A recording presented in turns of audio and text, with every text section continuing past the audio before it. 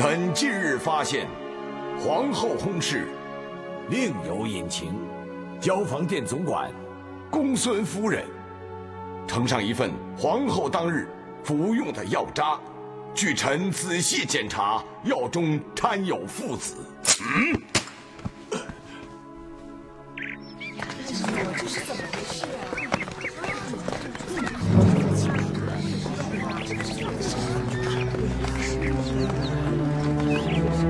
快点，快点！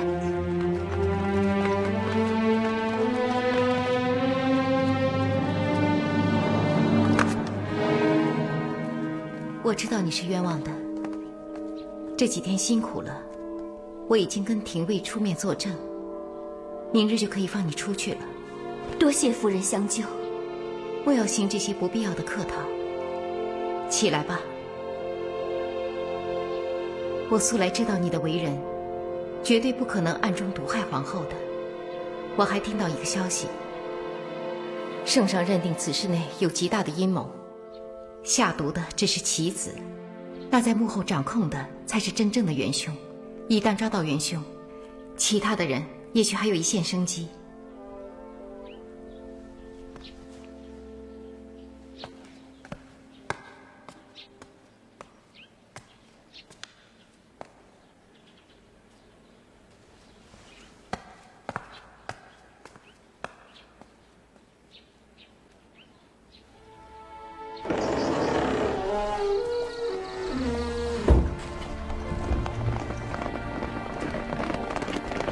郑君，母亲，郑君，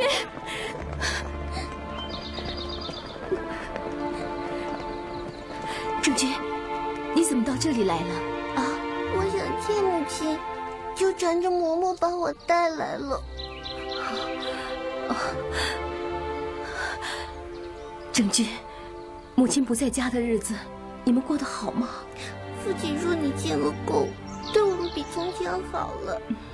可是你不在我身边，我一点都不高兴。母亲，我们再也不要分开了，好吗？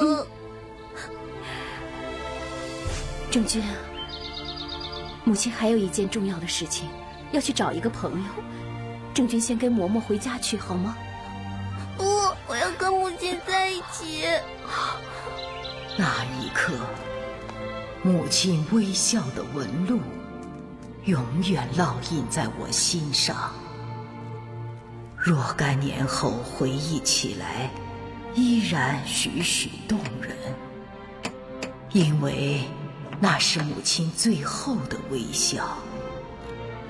善良的母亲丝毫也没有察觉自己已经跌入了一个危险的陷阱，而年幼的我只能任凭忐忑和恐惧潜入心中，却毫无力量为之抗争。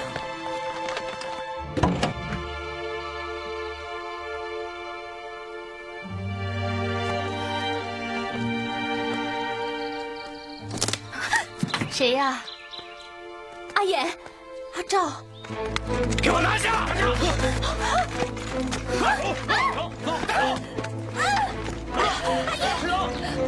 不是我，孩子，快起来！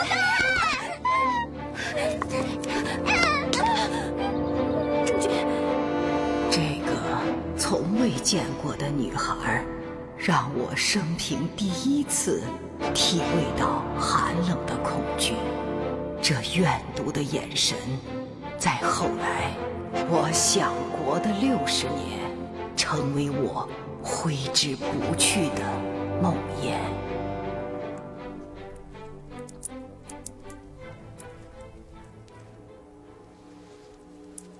还是不肯招吗？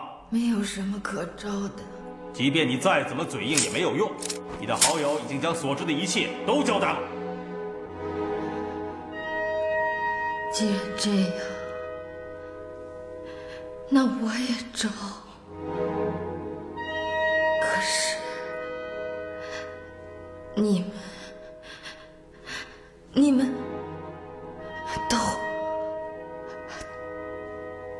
都被他骗了，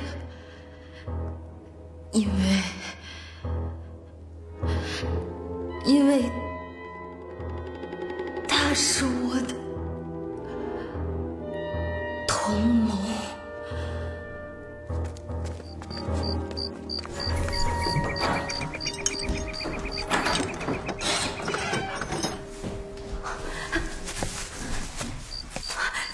公孙夫人，母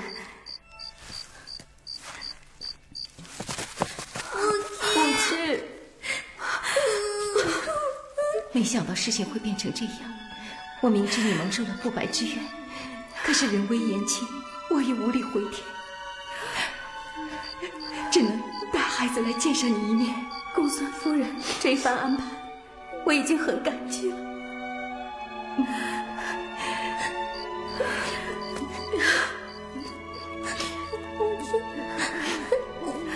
母亲，你何时回去？成君，凤儿以后一定要好好照顾妹妹。你在这个世上没有比她和你更亲的亲人了，记住了吗？是母亲。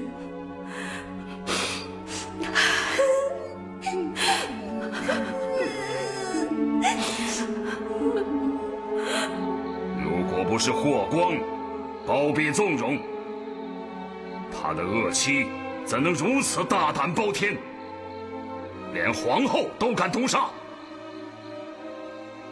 朕如果不严惩他们，怎能对得起无辜被害的皇后？传朕旨意，霍氏一族无论男女长幼，满门抄斩。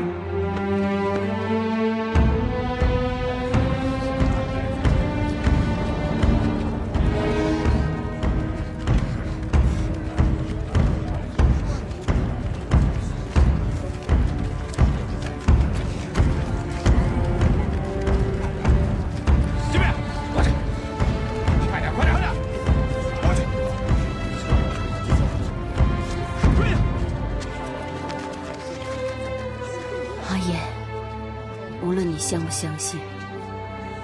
我从来就没有出卖过你。阿昭，罢了，事已至此，说这些做什么？都是我害了你。杀了这帮逆贼，以祭皇后在天之灵！杀了他们！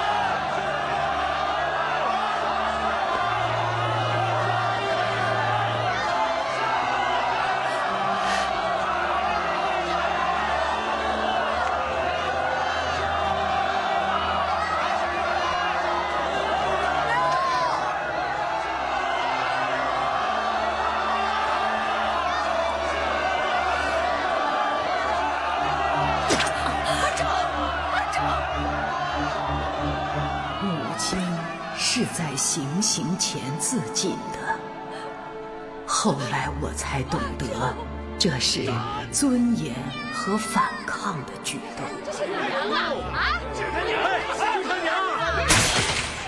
随着母亲去世，我们的童年也潦草结束。我继承了母亲那双坚毅的眼睛。按照孝宣皇帝的旨意，长安城一下子屠杀了10余万人，几乎成为了空城。遍地的尸骸告诉人们，霍氏家族当权40年，威震天下20年的一个巨族，顷刻之间全部覆灭。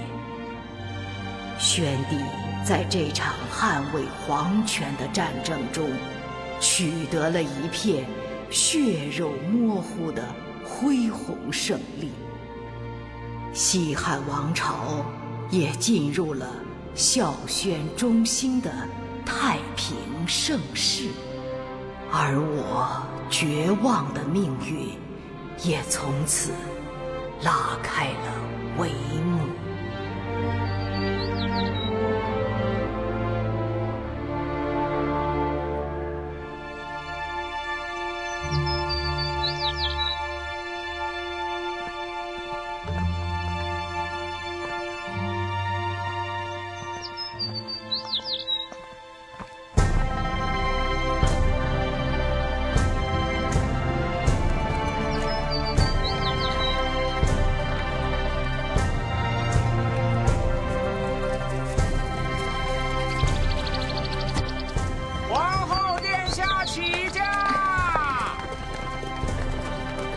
你们快看，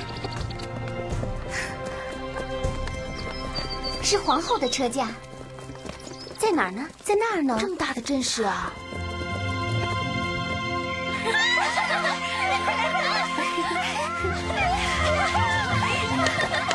这好漂亮啊！哎呀，快看蝴蝶！啊，哎呀，好漂亮的花呀，好香啊！哎，别动！哎，小菊，好看啊！你看，哎呀，这什么花儿？蝴蝶？哎，飞了。香不香？好香啊！香，真香！哎，你们快看！干什么呢？过来，给我拿过来。你，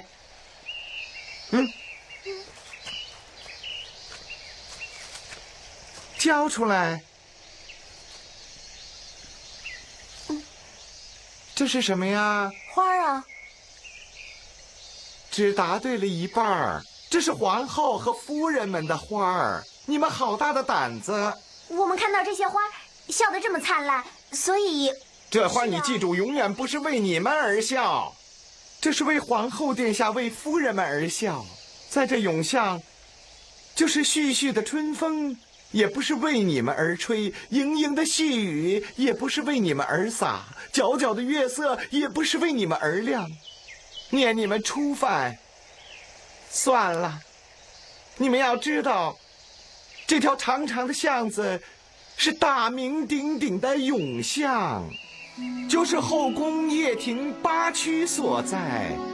前边是鸳鸯殿、披香殿，还有啊，往后看，依兰殿、飞翔殿。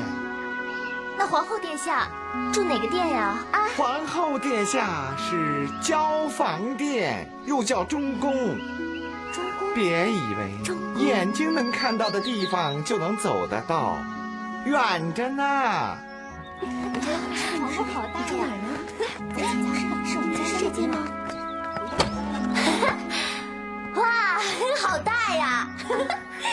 哎，我睡这儿。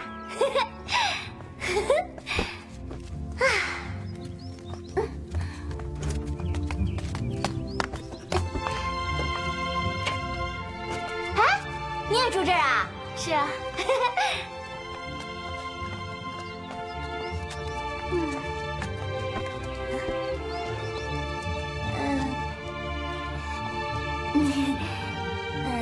你也喜欢靠窗睡啊？是啊。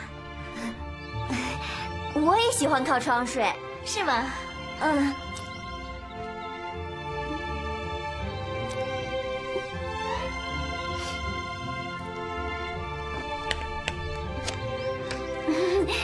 那算了，我生性畏寒，怕吹风，让给你吧。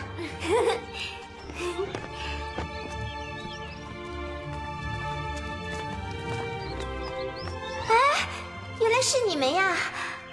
没想到我们大家住在一起了。你们两个也在这儿啊？是啊，那边还有2张床，你们睡那儿吧。好，好。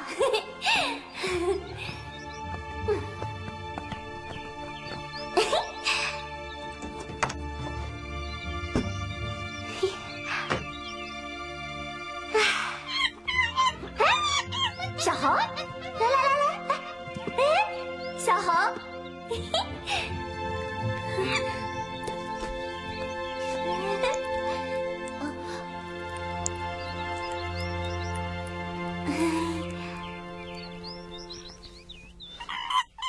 你那儿有水啊？是啊，也不难处理啊。哎，看看你的猴子怎么了？好像不太精神啊。哎，你们看看小猴怎么了？哪里来的猴子啊？哪里来的猴子啊？他刚才突然跳到窗户上，怎么了？怎么了？病了吧？啊，病了？怎么办呀？是啊。怎么办呀？哎，给。把这个给他服下去吧。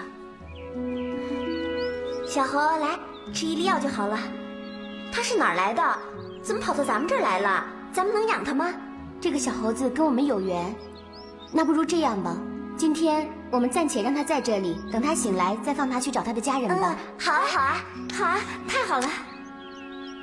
走吧，回你的家去吧。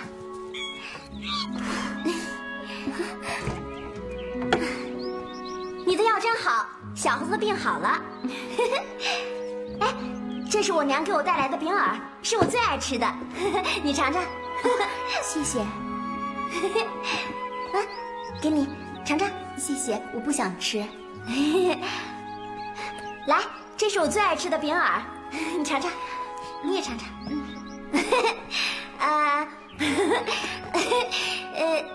在我们睡觉之前，我们相互认识一下吧。先从我开始，每个人说说自己的姓名、出生的时辰、祖籍，还有自己的性情，以及进宫的愿望，好不好？我先说，我叫冯源。我爹是冯后氏，我是7月初9生的上党路县人。我这个人吧，我就是爱说话，反正没有人不喜欢我的。那你是不是说，如果有一天圣上看上你的话，也一定会喜欢你喽？那当然了，不过我倒是没想过做皇后。我想我进宫，如果能当个美人，拿2000担俸禄就行了。哎，你呢？我叫王政君，是王进的女儿。我父亲过去是廷尉使，5月18号出生。我母亲从小就教育我，为人要正直善良。我希望我能做到正直善良。进宫没有什么非分之想，先把家人子做好再说。娘，政君，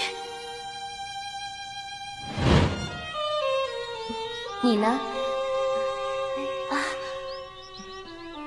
我是傅，6月29出生的。那这么说，你永远都比我老1岁呀？那我当你姐姐吧。好啊，那姐姐的性情如何呢？我就是本人，日子久了，你们不就知道了吗？我进宫是想做皇后，拿1万担俸禄。是不是有点异想天开了？姐姐不愧是姐姐啊！你呢？我叫李媛儿，闰2月15出生。我爹叫李厚章，在吴中经营丝绸。我爹和我娘，他们都觉得我胆小爱哭。其实我哭是为了给自己壮壮胆。我来皇宫，只是想当一个小小的良人，就拿1000担就够了，那么少啊？你呢？我是南郡秭归地人士，我叫王强，小名昭君，腊月初4生。其实，我这个人就是对一切都无所谓，一切顺其自然就好。是朝廷逼我进来的。否则，我连家人子都不想当。再多的俸禄，也赶不上我家乡的数米香。可是我娘说了，世上最好吃的东西都在宫里。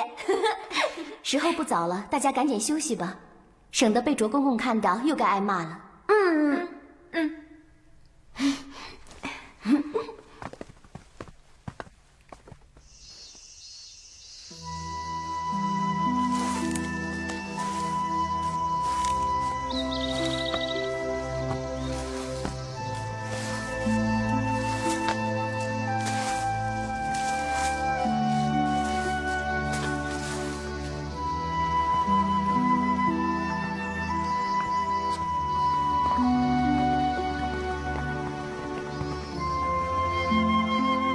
暂时留下来的也别高兴得太早，你们可以可怜刚才走的那些人，但是这日子长了，你们会发现留下来的更可悲。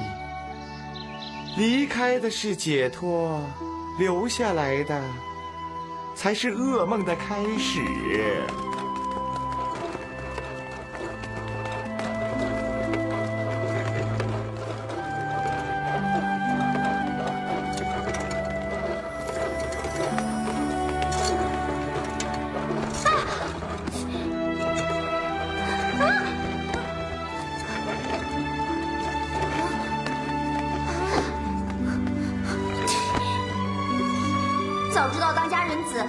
是干这些粗活，打死我也不进宫。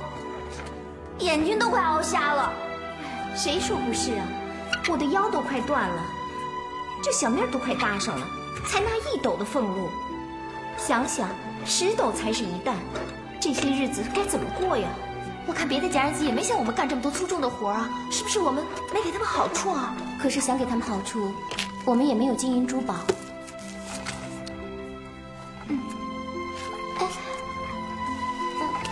这个行不行啊？这是我娘在我进宫之前送给我的，让我护身用的。好歹也可以试试嘛。正君，你看，这些都是明早要用的丝线，你们快点准备好。夫人，这么多丝线，我们卓公公没有教过你们吗？佳人子就是要能人之不能。况且七夕在即，耽误了做朝服，你们谁担待得起？2位姐姐，这一日来我们都在挑线剪丝的，我们的眼睛也不如以前灵活了，请2位姐姐通融一下吧。这都是少府安排下来的事情，我们有什么本事给你们通融啊？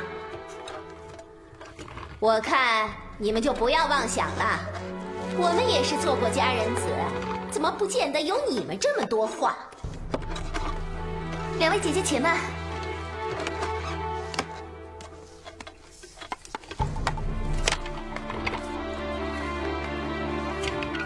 这个是奴婢的一点心意，请你们笑纳。这算打发我们吗？只是一点心意而已嘛。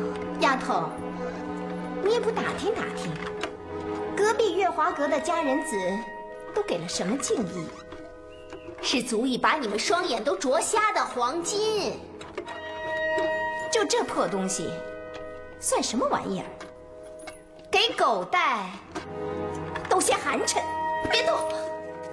你们不当好东西，是人家的宝，还给我！丫头，你撒手！我偏不撒！你好大的胆子！叫你撒手还敢硬还！撒手！你撒手！阿瑶，我撒手！撒手！姐姐。怎么样，2位姐姐，都是我们的不好。我们有什么不好？听好了，你们只不过是一个小小的佳人子，管好你们的嘴巴，要不没你们的好事。哼哼！哎呀，走吧。走吧。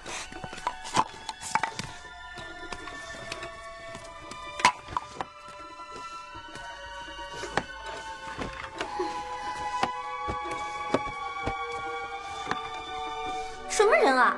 拿了咱们的东西还打人！君子不立危墙之下，我们得忍一忍。你怎么样？别理我，脸都丢尽了。可恶！可恶之人比比皆是，这就是有效。好了，干活吧。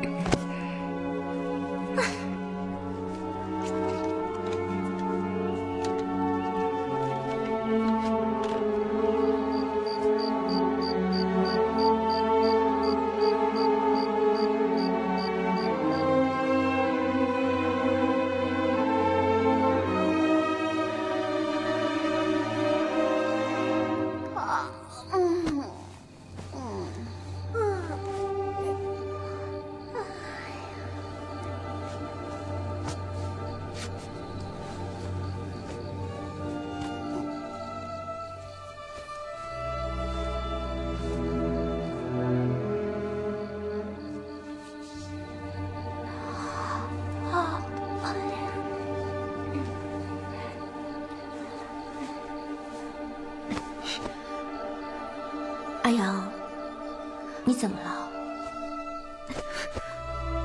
你要是累了，就歇会儿吧，我来弄吧。为什么？为什么让我们来做这些？当佳人子，难道就不是人吗？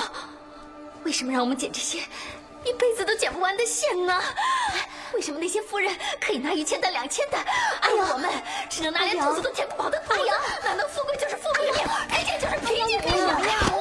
我们不服，我不服！阿瑶，你干嘛去啊？阿瑶，你干什么去啊？阿瑶，你干什么？阿瑶，阿瑶，你要干什么呀？阿瑶，为什么你这是干什么呀？阿瑶，我们为什么要做这些我们永远都穿不上的衣服？阿瑶，你在干什么呀？你这是干什么呀？这是皇后的衣服，你这样做是要杀头的呀！你不能这样做啊！要杀头的，要杀头啊！要杀头啊！快跑啊！快跑！快跑！站住！干什么？站住！你干嘛去？要杀头的。我去找卓舍人。不许去！圣君，咱们去找卓舍人，告诉他朝夫不关咱们的事，要不然咱们都要被杀头的，统统问罪，怎么办？是啊，好，我们会死的。不许去！把朝服给我，给我呀！别再扯了，会扯坏的。给我。郑君说的对啊，现在已经变成了这个样子，我们又如何躲得了呢？其实阿瑶她何尝不是说出了我们每个人心里的怨言？来，阿瑶，起来。当初我们同情那些被赶出去的家人子，庆幸自己可以留下来，真的是应验了卓舍人的那句话：留下来就意味着噩梦的开始。现在我们5个人是一条船上的人，谁也跑不掉，谁也别想跑了。那现在该怎么办呢？咱们现在必须齐心合力，完璧归赵。都已经这个样子了，怎么弄啊？我亲眼见过周公人做的大样，我应该可以照他的样子，把袖子给缝上去。你们负责丝线吧。好啊，我们大家齐心协力，明早漏前9刻，一定把它完成。好。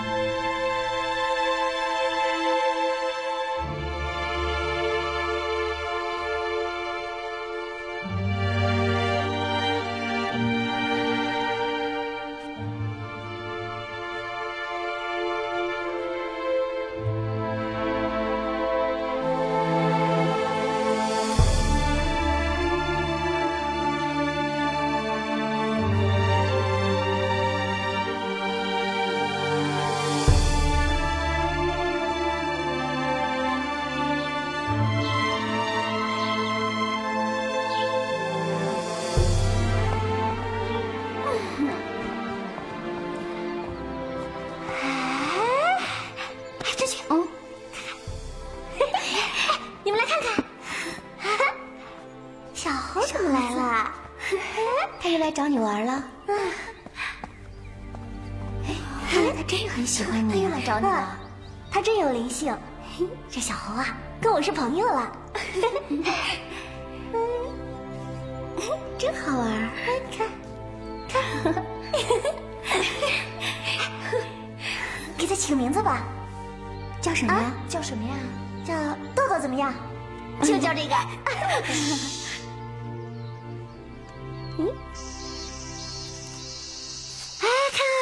看，来了。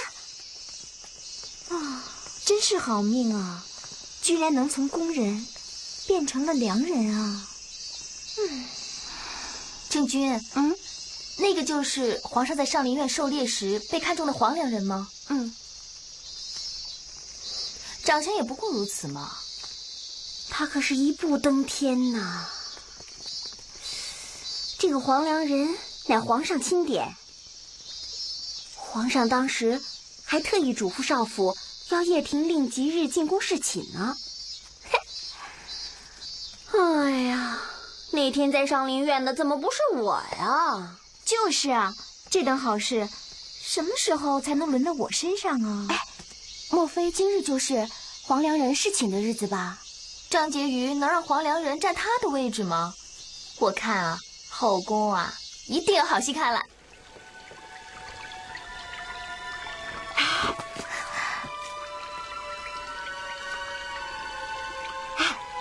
真叫你说准了，今天真是黄良人进宫侍寝的日子。看，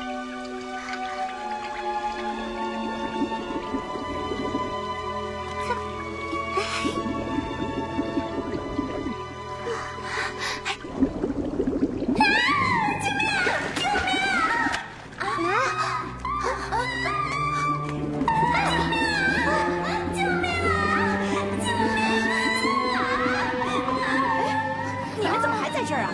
还不赶快请太医呀！快去呀！是。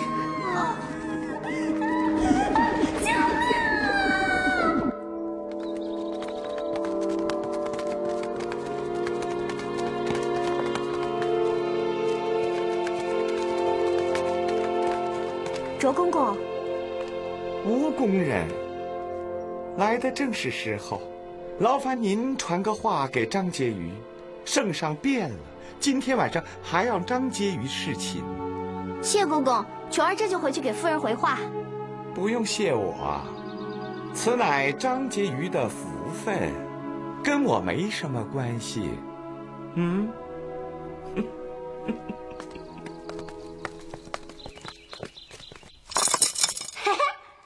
哎，这个啊，没有啊。啊！我来。阿瑶，你说今天卓公公说的那话是什么意思啊？那是张婕妤的福气吗？宫里面的事，哪是你我能够弄明白的？郑君，你说卓舍人是什么意思啊？今天那个黄良人真的是太惨了，好好的黄道吉日，眼看着就要被皇上宠幸了，怎么就飞来横祸呢？我看呢，可能是有人在作怪吧。其实宫里的规矩，岂是你我能懂的？皇上宠幸谁，不宠幸谁，哎，天威难测啊。我看是人心难测吧。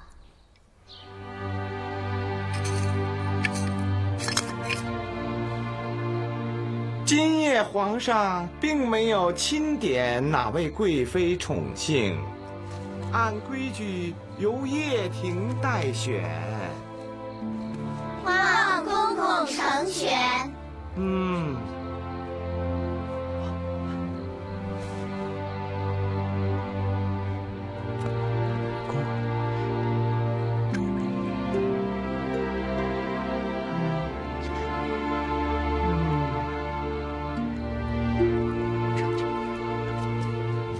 送周美人。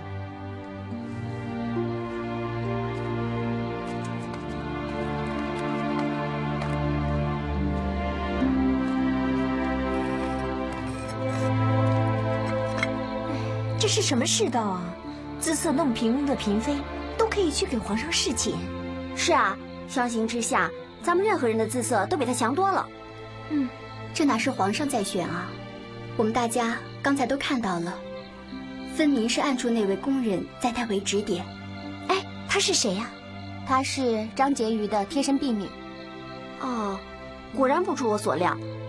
这样看来，前一阵子黄良人腿烫伤了，肯定跟张婕妤有关啊。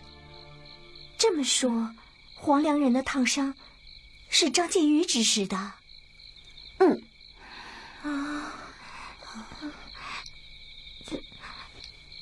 不会那么狠毒吧？张婕妤有这么大的能力吗？因为皇上宠幸她呀，而且她的排场不比皇后殿下小呢。哎，你们看，那是天枢星，对着天枢星许愿会很灵验的。哎，真的啊？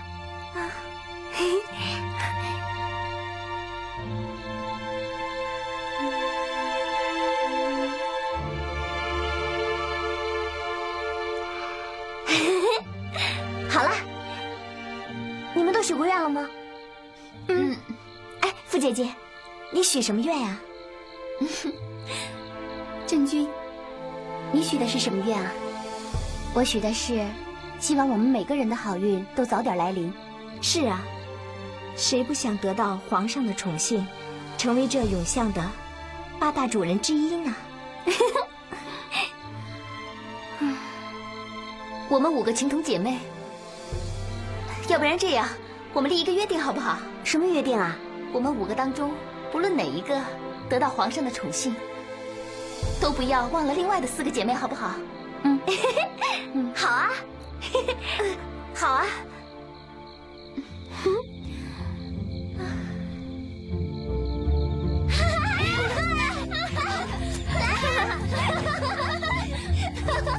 这边来啊！我来，让我来，给我！不是，真的不能再飞高了，再飞高会出事儿了。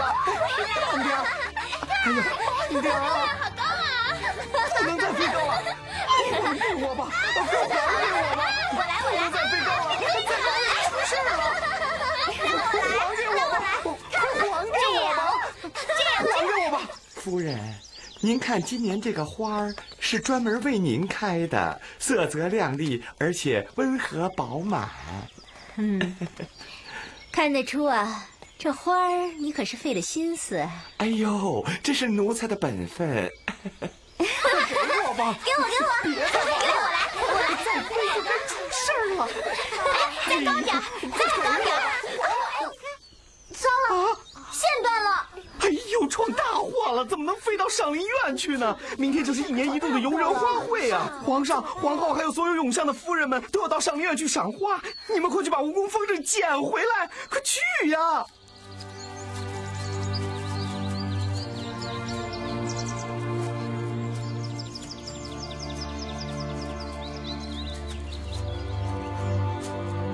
周公公，哎，你可一定要盯紧了。皇上要是高兴了，本夫人带你向皇上请赏。谢夫人。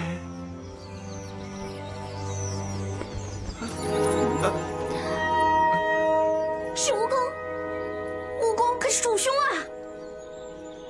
夫人息怒。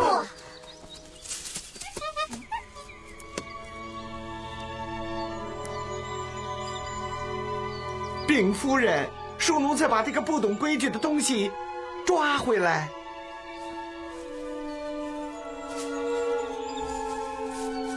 大胆宫女！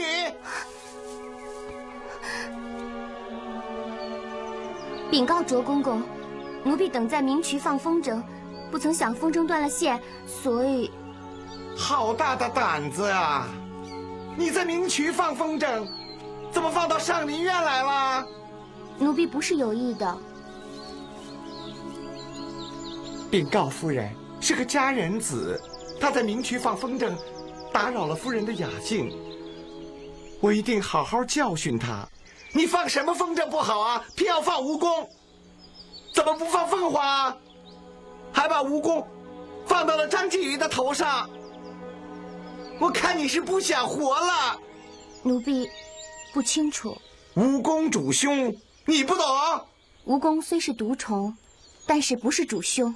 蜈蚣落在夫人头上，昭示着夫人百毒不侵，是福非祸。奴婢恭喜夫人。夫人，蜈蚣并非主凶之物，在民间还唤作百足虫，广为饲养。百足虫虽然有毒，但它有息风解痉、消炎治疮之疗效。掺地黄、焙干研末，口服3日，令人神清气爽。住嘴！你还敢在这大放厥词？瞧你这张嘴皮子，毒物反倒变成恩物了。这个佳人子我先带走。卓公公，你在宫里头可算是有日子了，把你知道的宫里规矩好好教教他们，好好的管教管教他们。奴才谨遵夫人教诲，一定回去好好管教他们。还不赶紧跟着去？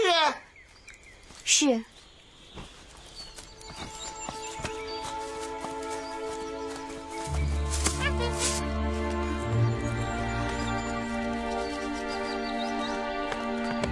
快走！站住！